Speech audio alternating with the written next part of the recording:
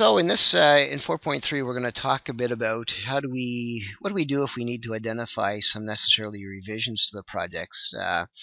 As with any type of project that we may have on the go, there may be some changes that occur as we're in the middle of the project. There may be some that things that we had intended to do but couldn't do now, or we may have found out that we want to change the stream that we've been going down because the initial ones that we've done in some of these things, or as it started to roll, wants to take us to another way that we think will be more successful in achieving our objectives, and also that of maybe the grant agency. But the question then becomes, just as we talked in a lot of this, that there's no standard format.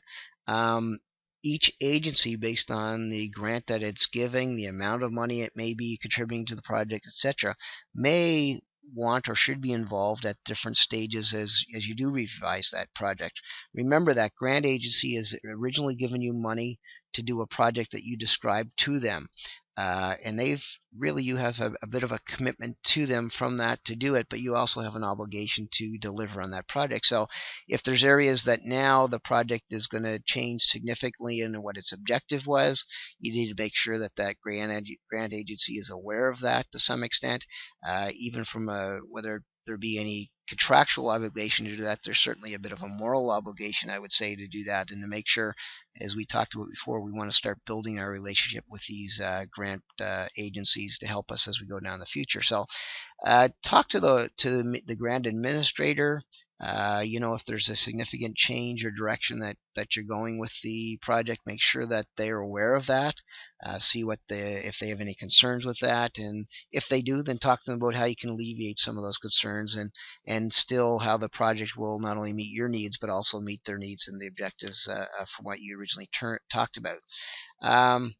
There's no special way to say how do we keep them updated unless they're asking for periodic reports on the project, but it's not bad to build some things into your project that allows them to be involved with it. So it may be simple email, it may be say, hey, here's we've completed the first phase of this, or we're 3-4 weeks into this now. Just want to let you know that things are going really well. We're really pleased with it. We've increased we're on target for our numbers.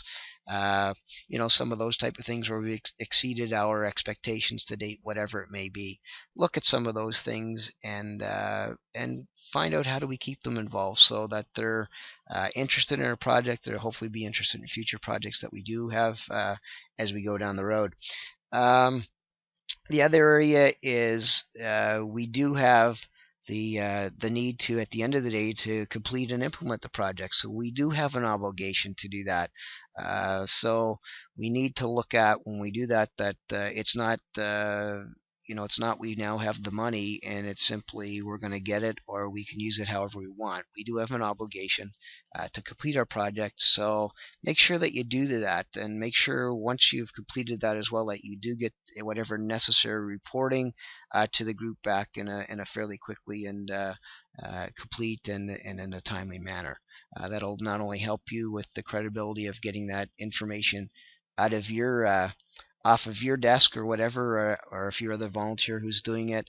But the longer you go with many of these projects, the more the information seems to get lost, or it's not quite as fresh in your mind to make sure that the report is as thorough and it's as accurate and complete as it should be. That's it for 4.3 on some of the things we need to look at if we're going to revise our project, and as I say, ultimately make sure that we complete and implement our project. Thank you.